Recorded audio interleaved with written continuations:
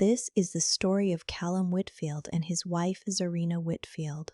They built their life the way most people do, incrementally, with small agreements and quiet compromises, each one reasonable on its own until the accumulated weight of them became something neither could name. Zarina loved her family with the particular fierceness of someone who had spent years being the overlooked one, the capable one, the daughter who didn't need as much. Callum loved her with a steadiness that she sometimes mistook for indifference, and he loved her in ways that were easy to ignore precisely because they never demanded acknowledgement.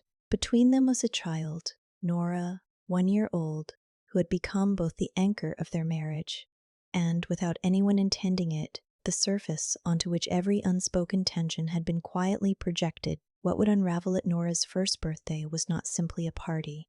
It was the end of a fiction the entire family had been maintaining for years. That love in their particular family was distributed evenly. The morning before the party, Zarina was on her knees in the living room, sorting through a plastic bag of pastel balloons, and Callum was in the kitchen making coffee he hadn't asked if she wanted. This was their Saturday rhythm. It had been their rhythm for 3 years, him moving through the space efficiently, her arranging it, both of them operating in the same home with the quiet coordination of people who have long since stopped narrating what they're doing. "I ordered the cake for noon pickup," she said without looking up. "I can get it," he said. "I already arranged it." He poured the coffee and brought hers anyway, setting it on the table beside her without comment. She reached for it after a moment, also without comment. This was love, she thought sometimes. Not the version from the early years, which had been loud and urgent and full of looking at each other, but this quieter thing, like two people sharing an umbrella without needing to discuss it. Nora was in the playpen in the corner of the room, pulling herself upright against the mesh wall and making the concentrated, vaguely affronted expression she made whenever she was working towards something. Zarina watched her for a moment and felt the familiar swelling, that large, almost frightening love that she still hadn't gotten used to, even after a year. "She's going to walk soon," Callum said. "She's been going to walk soon for 6 weeks. She'll do it when she's ready." Zarina looked at him. He was watching Nora with the gentle, unguarded expression he almost never turned toward adults, including her. She recognized this and put it away, the way she learned to put things away. The party was modest by design. Zarina had been deliberate about this. 30 guests, their small backyard, a cake shaped like a strawberry, some ribbon streamers, a little games area for the few older children who'd be there. She'd resisted every pressure to make it larger. Her mother, Eleanor, had mentioned twice that kids remember these things, which was not true of 1-year-olds, and which Zarina suspected was more about Eleanor's own feelings about appearances. Callum's family was low-key and wouldn't push. It was her own family, specifically her sister, that she braced for. Lysandra was 3 years older, prettier in the conventional way that had always mattered to their mother, and perpetually in a state of mild financial crisis that the family had long since organized itself around.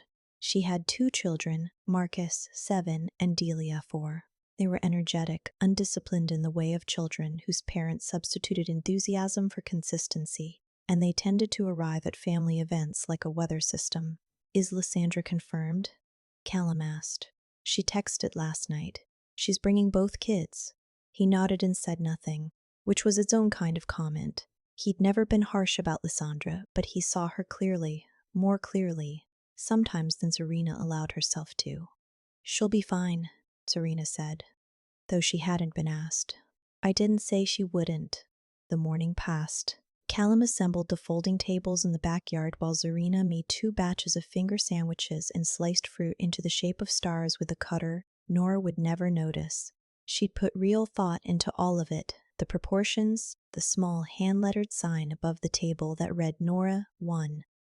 The way the sunlight would fall on the yard in the early afternoon. She wasn't trying to impress anyone. She was trying to mark something. There was a difference. Her phone buzzed at 11:45.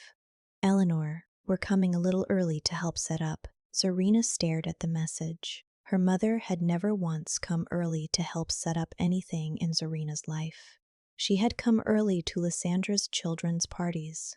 She had come early to Lysandra's housewarming, to Lysandra's baby showers, to each small occasion in Lysandra's life that Eleanor had decided deserved her advance presence.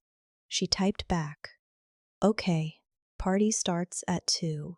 She set the phone down and stood very still in her kitchen for a moment, the fruit cutter in her hand, the star-shaped melon pieces lined up on the tray. Callum came in from outside, saw her expression, and said nothing. This was also love, she thought. The part where you could tell something had shifted and you both simply didn't speak it yet. Eleanor arrived at 12:30 with Lysandra behind her, and the afternoon reorganized itself around their entrance the way it always did. It wasn't dramatic. It never was. Eleanor moved through spaces as if she'd been invited to assess them, and she assessed Serena's backyard with the particular form of approval that contained, embedded within it, a list of things she might have done differently. She hugged Serena briefly, kissed Nora with genuine warmth. Eleanor genuinely loved her grandchildren. This was not in question. And then turned to the table arrangements and said, "You'll want the gift table over here, I think, more visible from the gate." "I like it where it is," Serena said. "People won't see it when they come in." "That's fine."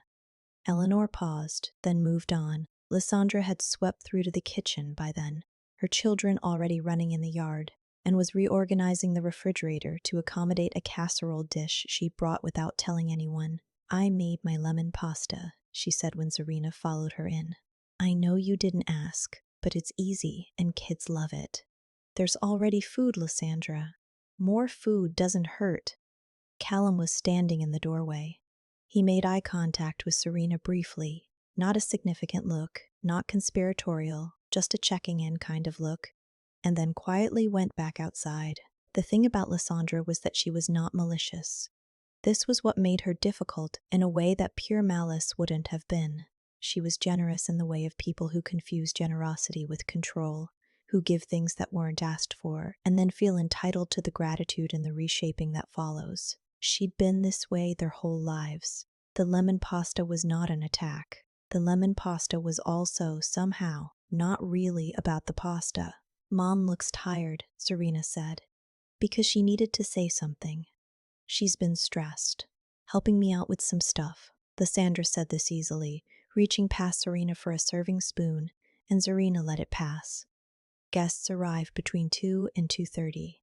The yard filled with a pleasant, manageable noise, conversations overlapping, children at the craft table, someone's toddler eating chalk. Callum circulated naturally. He was better at parties than Serena, which she'd always found slightly annoying and also relied upon. He had the kind of social ease that looked effortless and wasn't. It was around 3 when things began to subtly reorganize. Marcus had gotten hold of the music speaker and changed the playlist to something with a faster beat. Delia had decided the ribbon streamers were for her and had pulled a length of them down. These were small things. Serena noticed them and said nothing because she was still choosing her battles. But then Lysandra gathered the children near the games area. The simple ring toss and beanbag throw Serena had set up for Nora and the older guests, and called out, "Okay, kids. Marcus and Delia are going to show everyone how it's done." The cluster of adults turned, smiling. The games began. Nora, sitting in Callum's arms, watched with an expression of vague philosophical interest. "She's making it a show," said Callum quietly when he drifted near Serena. "I know. You okay? I'm watching." At some point in the early afternoon, between the moment Lysandra commandeered the games and the moment the cake was supposed to come out, Serena became aware of something she couldn't quite locate. It was the way the guests were paying attention, not to Nora, not uniformly, but to wherever Lysandra was directing the energy. It was subtle, the way sunlight moves. She was standing near the fence when her friend Dana came up beside her. "It's a nice party," Dana said. "Thank you. Nora seems happy." "She is." A pause. "Dana, can I ask you something honestly?" "Of course. Does it feel like—" She stopped. Started again. "Does it feel like this party is about my daughter?" Dana looked at her carefully. "It feels like there are 2 parties happening." Serena nodded once. That was enough. It was in this moment, standing with her back to the fence, watching her sister arrange the children for a photograph with Marcus at the front, watching her mother adjust Aaliyah's headband and not look for Nora, that Serena felt something she recognized from childhood. Not anger. Something older and quieter. The specific sensation of taking up less space than you are owed. She turned to Dana and said almost to herself, I don't know how to. I don't know. Maybe like this story or subscribe or something. Dana blinked. What? Zarina shook her head. Nothing. Sorry. I was somewhere else. Dana looked at her for a moment, slightly uncertain, then let it go. Zarina looked back at the yard. At Callum holding Nora. At her mother adjusting the tablecloth Zarina had pressed that morning. At Lysandra laughing, her children orbiting her like she was the sun. The party continued, the cake came out, and the trajectory of the afternoon became briefly, mercifully, Nora's. She sat in her high chair and looked at the small strawberry cake with the expression she reserved for things she found both suspicious and promising. Callum lit the candle. 30 guests sang with the slightly unsynchronized warmth of people who actually mean it. Zarina stood beside the high chair and felt Callum's hand at the small of her back, light, just there. And for a moment the whole afternoon simplified into this. Then Nora put both hands into the cake, and the room laughed, and it was good. It was genuinely good. And Zarina took pictures because she wanted to keep this version before the rest of it had to be addressed. It was Eleanor who said it, and she said it to a cluster of guests near the gift table, not to Zarina, which meant Zarina heard it as a fragment carried across the yard. Lysandra put together most of the activities for the little ones.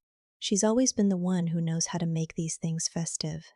The person Eleanor was speaking to, a neighbor of Callum's, family, someone Zarina barely knew, nodded pleasantly and said something Zarina couldn't hear. She stayed where she was. She did not move toward them. She finished cutting the cake. It was only later, when most of the guests had drifted to the front yard for goodbyes, that Zarina found herself alone in the kitchen with Lysandra, who was wrapping the leftover lemon pasta. It went well, Lysandra said. Parts of it.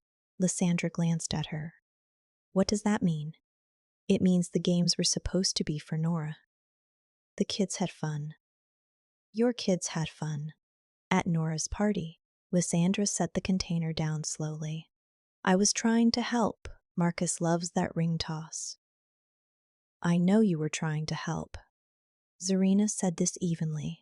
I also know that helping you and helping me have never quite been the same thing in this family. Lysandra's expression shifted, not defensively, not immediately. There was a brief moment where something crossed her face that Zarina recognized as awareness. Then it closed.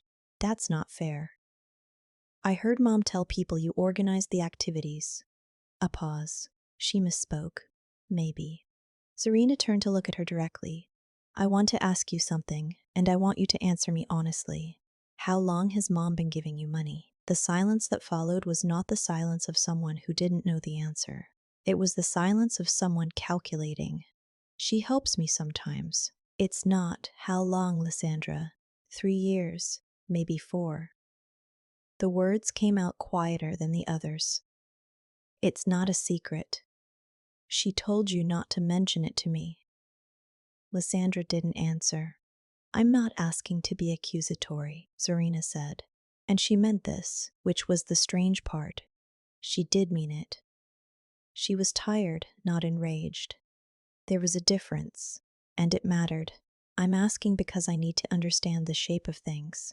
And the shape of things is that Mom has been supporting your life for years while attending your children's parties at the front and treating my daughter's birthday as a backdrop for yours. And that's a choice everyone made. Quietly. Without telling me. Callum appeared in the doorway.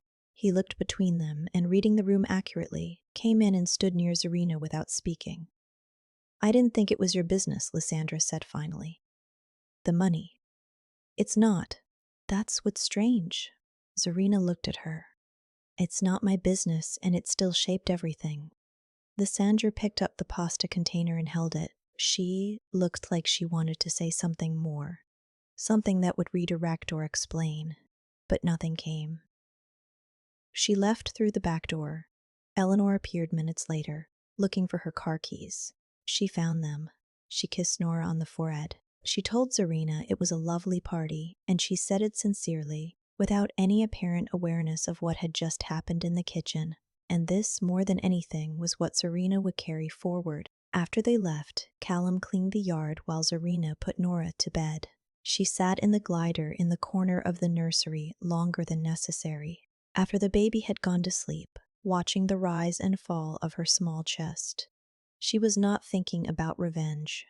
She was thinking about geometry, about how a family's attention has shape and direction, and about how for her entire life she had simply not been standing in the right place to receive the light. 3 months passed, the way months do when nothing resolves itself dramatically, incrementally, in small renegotiations. Zarina did not confront her mother. This was the choice people expected her to reverse, but she didn't. She had said what needed saying to Lysandra, and Lysandra had done with it what Lysandra always did. She'd reshaped it. Within 2 weeks, the family understanding was that Zarina had caused a scene at the birthday party, which was interesting, given that there had been no scene, only a quiet kitchen conversation that no one else had heard. But the story had needed a form, and the form it took was that Zarina was sensitive and difficult, and had always struggled with Lysandra having more. Eleanor called once, not to discuss it, but adjacent to it. She said she hoped Zarina wasn't still upset. Zarina said she wasn't. This was true in the way that certain truths are true only at their surface. Callum noticed the shift. Not immediately. He wasn't the kind of person who cataloged emotional change in real time. But gradually, over weeks, he noticed that Zarina had become more careful with her energy. She spent it precisely. She went to fewer family dinners. When she did go, she was pleasant and present and entirely elsewhere. "You're building a wall," he said one evening. "I'm setting a boundary." "There's a difference, is there?" She considered this. A wall is permanent. A boundary is just a line you draw so you don't have to keep drawing it. He was quiet for a moment.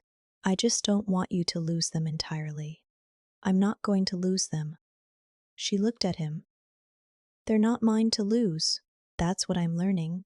What she didn't say, because she was still working it out for herself, the money had stopped being about money somewhere in the 3 months since. What it had become was evidence, not of malice, which she could have metabolized more easily, but of priorities. Her mother had looked at both daughters and made a series of ongoing small choices about where her resources and attention and presence belong, and had made those choices in a particular direction for reasons that Zarina would probably never fully understand. Eleanor was not a villain in this story.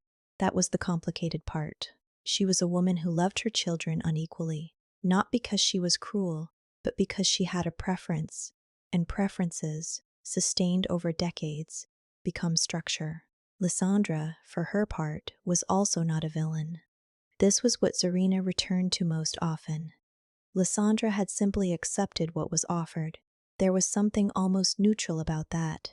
If you are handed something your whole life, you don't necessarily understand its weight, or what it cost the person who didn't receive it. Nora took her first steps in October, 3 months after the party. She took them toward Callum, who was crouched at the far end of the living room with his hands held out, making the steady, patient expression he was so good at. Zarina watched from the couch and cried. Not sadly, but with the specific overflow of accumulated feeling that sometimes has nowhere else to go. Callum looked up from the floor, Nora gripping his fingers, and saw her crying, and did not make it into a question. "She did it," he said simply. "She did it." This was still love, she thought, the version that had survived something and didn't need to announce it. She called Eleanor that night to tell her about the walking. Eleanor was warm and happy and asked if Zarina had gotten it on video. She had. Eleanor asked her to send it. She did. The conversation lasted 11 minutes and was entirely genuine, and also sat on top of everything else they weren't discussing. The way a tablecloth sits over wood grain, covering without concealing. The following April, Eleanor hosted an Easter gathering as she did every year. Zarina went. This surprised some people who had been waiting to see if she would, treating it as a referendum on something. She went because not going would have been a statement, and she was done making statements. She dressed Nora in a yellow dress. She brought deviled eggs. She was the first to arrive, which was her way of not making it a production. Lysandra arrived later with her children, who were louder than they'd been at the birthday, if possible. Marcus had developed an interest in explaining things, which he pursued with the confidence of someone who had always been listened to. Delia had become possessive about the Easter egg baskets in a way that required parental intervention twice before noon. Their mother moved through the room, distributing herself in the way she always had. A little more warmth pooling in one direction, a little more availability. Serena watched this without bitterness. Observation without feeling was a thing she was learning, slowly. After lunch, while the children were in the backyard, and Callum and Lysandra's husband were discussing something near the garden, Serena found herself alone at the kitchen table with Eleanor. Her mother was holding a cup of coffee. She looked older than she had at the birthday, in the way people look older when you stop seeing them frequently enough to not notice the changes. "You seem well," Eleanor said. "I am well. Callum looks well, too." "He is." Eleanor turned the cup in her hands. "I know last summer was difficult." "It was clarifying," Serena said. The word was deliberate. Eleanor looked at her. "What does that mean?" "It means I understand things more clearly now, how things are distributed in this family. I don't mean it as an accusation. I mean I just understand it now, and I'm fine." Eleanor was quiet for a long moment. Outside, one of Lysandra's children shouted and was answered by laughter. "I never meant," Eleanor started. "I know." Serena said this gently, and she meant it. "That's sort of the whole thing, Mom. You didn't mean to. You just did." Eleanor's expression moved through something, not guilt exactly, but the look of someone encountering a truth they have successfully not encountered for a very long time. It didn't transform her face. It just moved across it, briefly, and then settled into the composed dignity she'd always worn. "I love you both the same," Eleanor said. Her voice was entirely steady. Serena looked at her mother, at the careful set of her jaw, the way she was holding the cup. The years of small redirections and extra presence and quietly funneled resources that had built the architecture of their family without anyone ever naming the blueprints. "I know you believe that," Serena said. She didn't say anything else. There was nothing else that needed saying, not in the sense that nothing remained, but in the sense that saying more would not move anything. Some things are said, received, and simply held. Her mother believed what she'd said. That was real. And also, love was not just a feeling you carried about people. It was also a direction you consistently turned. And Eleanor had a direction, and it was not Serena's. And this was true and manageable, and not going to change. They sat in the kitchen for another few minutes talking about things that didn't matter: the weather, a neighbor's renovation, whether Nora was sleeping well. The conversation was warm and easy and adjacent to everything real. Later, in the car on the way home, Nora asleep in her car seat. Callum drove with one hand and was quiet. "How are you?" he asked eventually. "Okay," Serena said.